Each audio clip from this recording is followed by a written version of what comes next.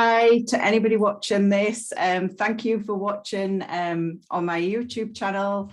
I am talking to one of my clients who's done my training course. This is Tim Auld from Emma's Dog Grooming in Dorset. And Tim, I decided to have a chat with Tim because he has, and him and Emma have done the Emmipet training course, which I do, and Tim has recently and his wife Emma have added Emmipet to their grooming business. And so thank you very much, Tim, for coming and doing this chat. You're very welcome. And I'll just talk a little bit about the Emmipet and a little bit about your business so that the people watching can get a bit of an insight into your business and how it works. So your business, can you tell me a little bit about your grooming business that you and your wife have got? Yeah, so started Emma's Grooming 19 years ago. Right. And from a small salon that she had in Southampton for quite a long time. Well, obviously, yeah. And then obviously we moved to Dorset a little while ago, probably 6 or 7 years ago.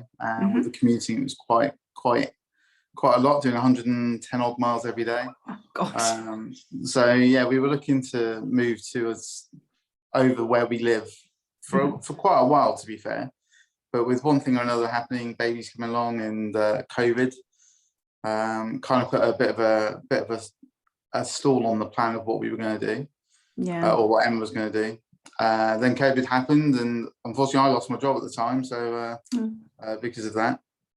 So we managed, or a unit that came up in a local industrial sort of trading estate that near where we live, near Dorset, in a place called Crossways. And so we grabbed it, spent a good month or so renovating the salon and getting up to a really good standard. And then for a few months we were running both Southampton and our Dorset salon at the same time, sort of 3 days a week here and 3 days a week there. Gosh. Yeah, it was pretty busy. Yeah. And then we took the big step. Obviously, we were starting from scratch in Dorset, so we were like building a whole new client base and a whole new sort of customer, sort of building the books up. So we took the decision in April at the beginning of this year, or toward the beginning of this year, to close our Southampton salon in April, just because fuel costs were getting ridiculously high and things. It just wasn't becoming economical. Yeah.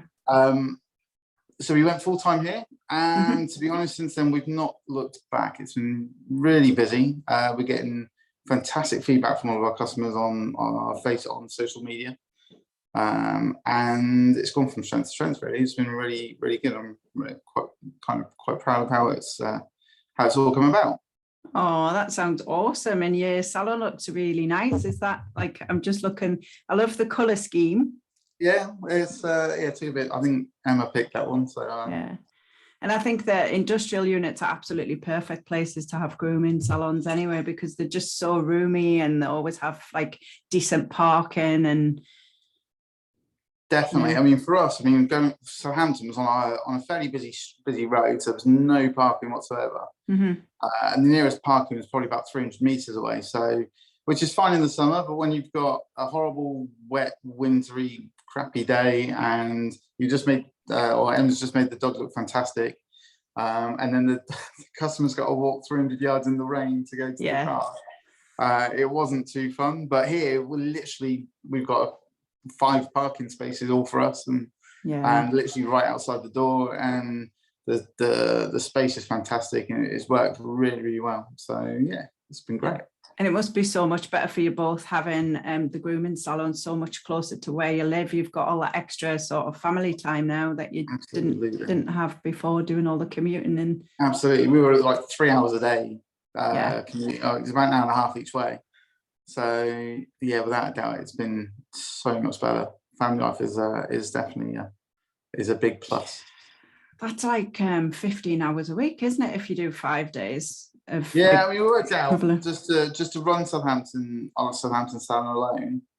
in time spent, and obviously having to spend money on after school clubs to while our little one was at school, or is at school. We were spending, I think it was probably close to about £10,000 a year and that doesn't include time lost that we could be working. Yeah. So it's probably, by the time you factored that all in, it was a lot more than that. Yeah. So yeah, well worth setting up the time to putting the time into set up here and getting this place also. It was well worth doing. Yeah, sounds brilliant. And so how did you first, you're obviously offering Emmipet and you're doing really successfully with the Emmipet at your business. What made you decide to, or where did you first hear about the Emmipet? My wife Emma, she had heard about it quite a while ago, to be fair, probably about 3 or 4 years ago. I think she was approached or had spoken to Angela Rollinson a fair old while ago now, probably a few years ago, and they were talking about it for a little while. And but at the time, the salon that we had in Southampton was quite small, and it didn't really kind of fit in with obviously having to commute and all this sort of thing, as well as obviously just the fact that Emma was working by herself. It wasn't really viable at the time. And then when we opened this place, obviously we had a lot more space that we can use, and obviously with me being on board as well, kind of freed up a little bit of time with Emma. Yeah. So we actually originally, like probably about 3 months ago, we went to the Green Fest, and we had all the intention of like expanding our resale side of things. So like getting like leads and collars, and sort of just really expanding the retail, because we've got the room to do that in our new salon. Yeah. But while we were there, we ended up speaking to Bill Betts, who I've been speaking to a few times online on his Facebook page, and listening to his podcast. So I think I've listened to a podcast with yourself and Bill on, and that really kind of made me think about it. Yeah. And then when I was speaking to Bill, he was saying about the return that you're going to get from retail really isn't worth the effort that you're going to put into it. It takes a long time, and obviously you've got a lot of money sat there just in stock and things like that. So to be fair, it was kind of Bill that kind of said, have a really good think about the teeth cleaning side of things. And I obviously, we'd spoken before, and we'd said that I'd listened to his podcast a few times about, and obviously with yourself on there. And at that point, we kind of thought, well, okay, we'll bite the bullet and we'll go and do it. So we actually brought one from one of the trade stands at Greenfest. All right. Probably, I think that was like beginning of September, from what I remember. Yeah. So only a few months ago, a couple of months ago. And then I wanted to kind of make sure that I was a bit confident doing it and comfortable doing it. So I got myself booked onto one of your courses. Yeah. And that's kind of how I heard about it, and how I really got into it was by doing that. And after doing your course, we haven't really kind of looked back, really.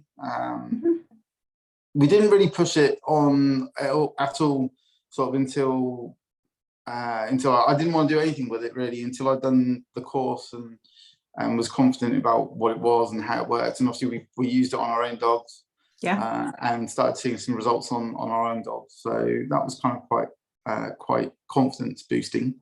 Yeah. And what kind of dogs have you got? Have you got American Cockers? I'm just looking at the silhouette of. We've got American Cockers. Well, we've got one American Cocker.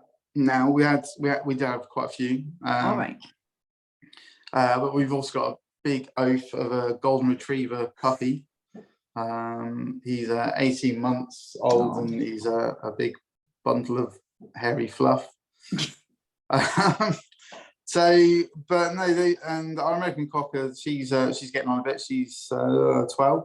Right. So we've used it on her, and obviously we've seen quite good results on her. Especially, obviously, we've had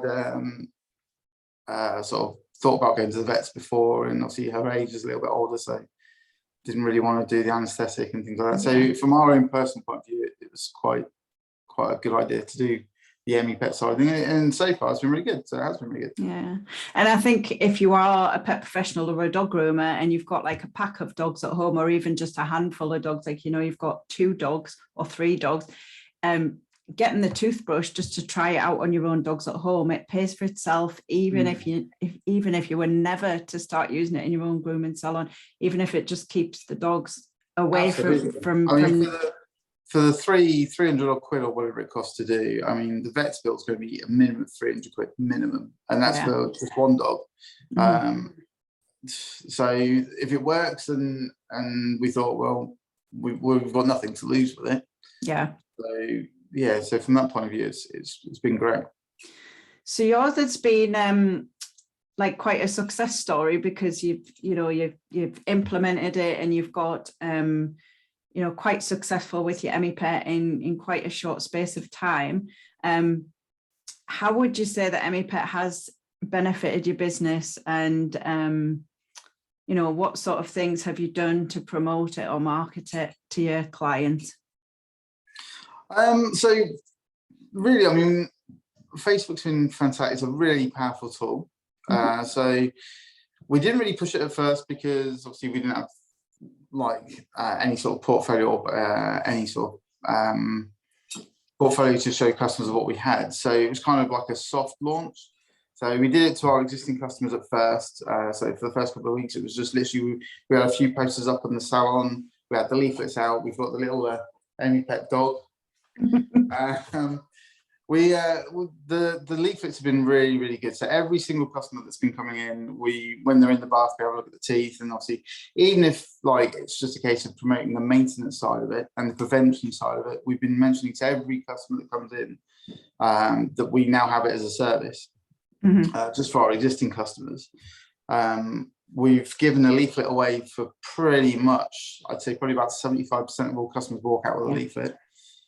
We've also laminated one of those leaflets as well that we keep on the reception desk all the time.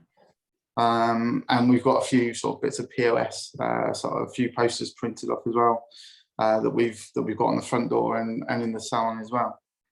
So it's kind of been a bit of a soft launch really for us. And we did that, as I say, because I had no sort of portfolio to use as sort of evidence to say to a customer why they want it. We also did, really at the moment, I think our pricing is probably a little bit cheaper than it could be.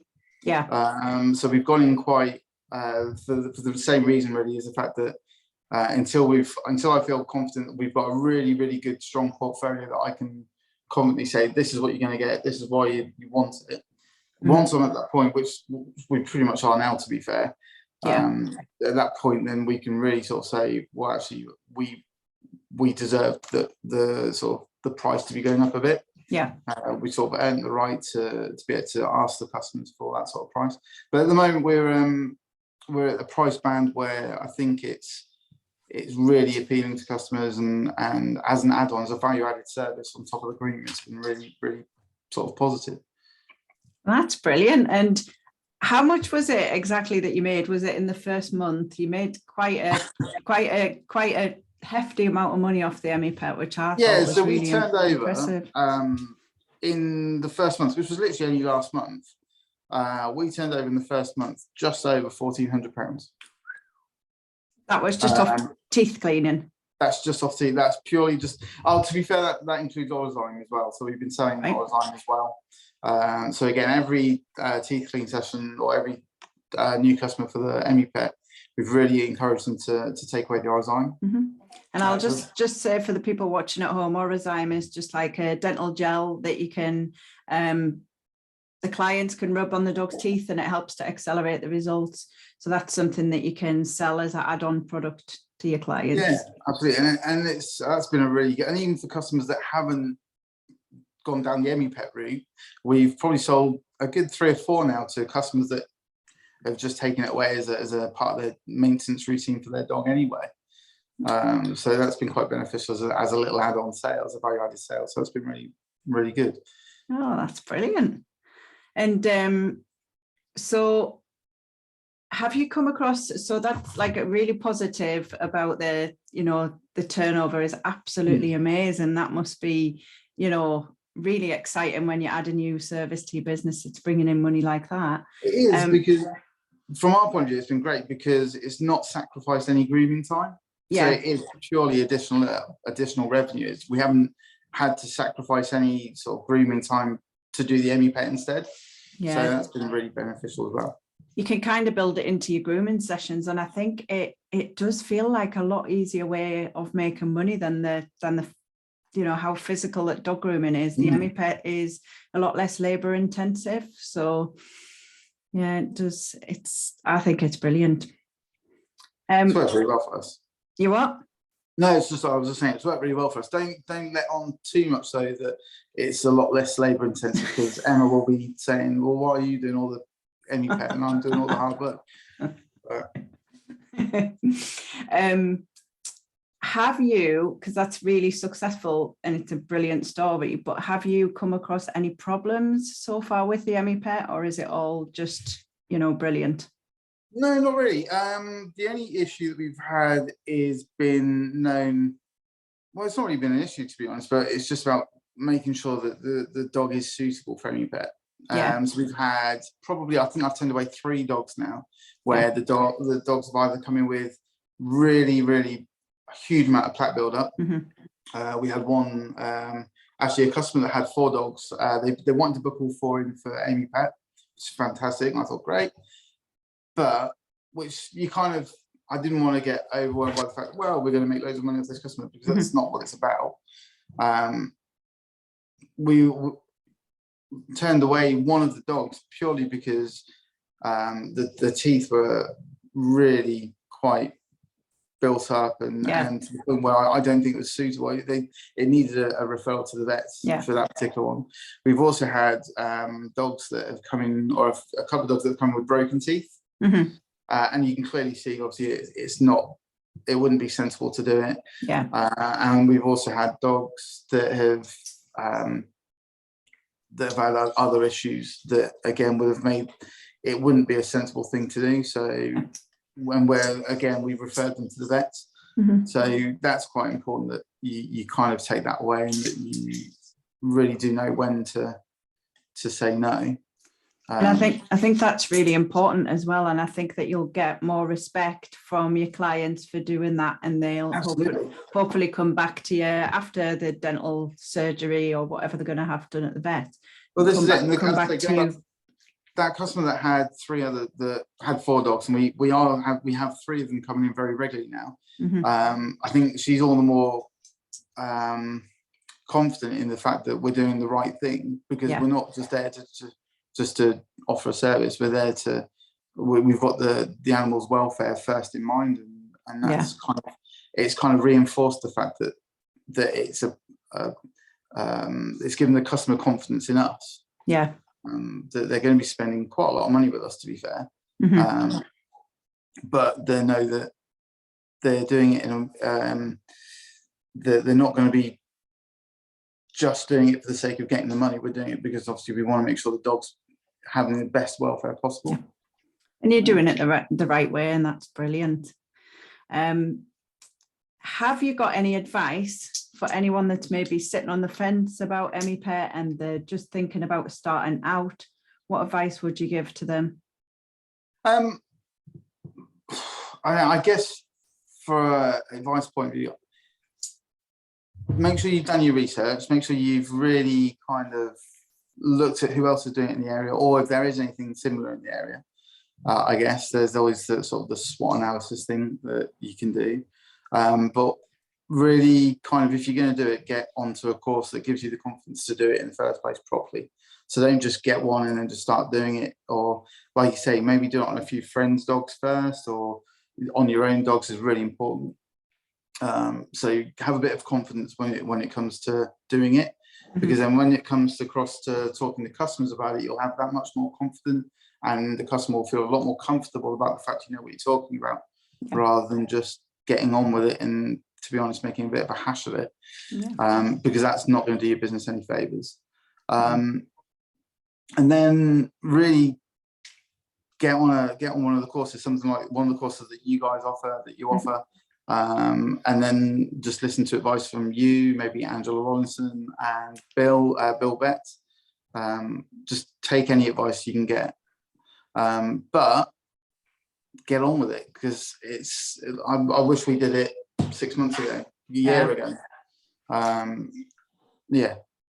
I know when I started about 4 years ago, I had the exact same thing where I wish I'd started 12 months earlier, because when I seen the return that I was getting off my little toothbrush, I was like, I should have started this 12 months ago when I first seen it at Master Groom. But, you know, hindsight's a wonderful thing, isn't it? Isn't it just? Yeah. So your story is really positive and you're absolutely smashing it. But me being a tooth fairy and helping support other dog groomers and pet professionals through the Emmipet journey, I do get one or two pet professionals that just feel a bit stuck and they may be struggling with certain things, and they're not feeling like as successful as you and Emma are with the Emmipet. What tips would you give to any pet professionals or dog groomers out there that are just feeling a bit stuck with the Emmipet? What would you say they could do? For us, Facebook's social media, so Instagram and Facebook have been really powerful tools, because in the last sort of few weeks we've started putting adverts in, not paid adverts, but putting posts that we've shared onto local communities, onto your local community groups, to your local dog walking groups, your local dog groups, and that's, I mean, since then we've had probably, we'll put it this way, we're now booked up probably for the next 4 to 6 weeks with Emmipet. That's amazing. The point of we were doing 3 slots a day for Emmipet. We were doing 9:30 in the morning, 11:30, and then 3:30. They're all full pretty much consistently now, most days, to the point where we're now actually having to do sort of 4:30 and 5:30 in the afternoon as well. So we've added more slots into it. Right. And that's pretty much purely down to sort of a little bit of marketing, a little bit of promo work on Facebook. So spend a bit of time doing that. Every dog that we get in as well, the other big thing that we do is take before and after shots, photos every single time. Right. And then we put those into folders for their own folders on our computer for that particular dog. So the great thing about that is obviously it's up on our, we can show the customer that this is what your dog was like 4 or 5 weeks ago. Yeah. Just so they can, and it really gives them the wow factor. Yeah. So this is where you were, this is where you are now. And we've now gone to a maintenance schedule, which is means that your dog's going to get looked after over the next sort of XYZ months. But also it just gives them the fact that they can see where their dog was, because they'll probably have forgotten what their dog looked like, because it's a gradual phase. It's not like going to the vet's where it's instant. It is a gradual sort of cleaning process. So the fact that they can see that, again, that just boosts confidence in the customer and what you're doing is correct, as well as obviously it makes you more confident with the fact that obviously you can see yourself. Wow. And it gives you a really good sense of pride as well, the fact that you've done that. So that's been really beneficial. It's just doing the before and after shots every single time. And then when it comes to showing new customers as well, you've got prospective new customers, you could show them, obviously, or we do show them photos of what of particular dogs. This is what they were like sort of 3 weeks ago, and this is where they are today. And again, it shows confidence to the customer that the new prospective customer that you've got inquiring about Emmipet. So that's really positive. So it's well worth doing. Right. So definitely the Facebook, definitely the photos. Get on. If you haven't done the course already, or a course, get on one, because again, it gives you the confidence in knowing like the stats and figures a little bit. Also, if there's any sort of tips and hints and tips that you're missing, you hopefully will pick up a few little hints and tips that you didn't know. The same with going on to like I think we go onto your forum every now and then, onto your Facebook page. And again, that comes up with some really good hints and tips that I didn't even know. So that's always worth doing. Well worth doing. Yeah, that's quite a good community forum. Emmipet Made Simple with the Dog Tooth Fairy, because there's like over 1,000 dog groomers in there now, and a dog groomer will ask a question about Emmipet and I don't even need to do anything. I might be out and about shopping somewhere for the day, and like everybody else in the community, got like 25 other comments giving you all the right answers, has answered the question, because a lot of the people within the community have done my training, so it's kind of, they all help each other out, so it's brilliant. Yeah, well worth having a look onto. And if you've got any questions about it, I think sometimes every now and then as well, I've seen on there where customers or where clients or your clients have said that they're only getting like 2 or 3 inquiries a week, or maybe even a month. Mm-hmm. And it's like, that's down to the fact you really aren't promoting it in a sort of efficient way. Yeah. So really use Facebook. It's really, you don't even need to pay for the adverts or pay for the boosts. If you're like sharing it in the right places, sharing your posts in the right places, and sort of spreading the word and getting your friends to share it as well. Yeah. The new clients will start coming in. Mm-hmm. And marketing doesn't have to cost an awful lot of money. It doesn't have to cost any money at all. It's just the consistency and actually showing up and doing your marketing and doing your promotion. Otherwise, your clients literally won't know that you're offering the service. So it's really, that is really important. And I think it's something that you and Emma are obviously doing really well. So yeah. Yeah, so for us, it's just been in the salon. We've got a couple of posters, we've got the leaflet, we've got the little Emmipet dog. So it just creates a little bit of a buzz, a little bit of interest about when the customers come in.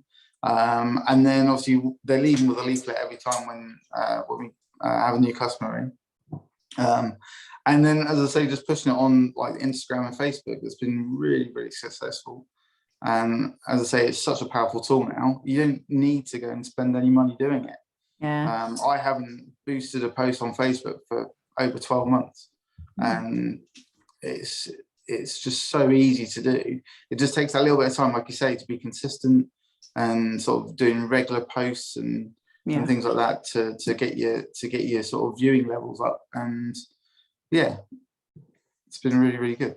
Oh, well, that's brilliant. Thank you, Tim. Hopefully you've inspired some dog groomers out there, and thank you very much for joining me. No, you're very welcome. I'm just going to stop this recording now.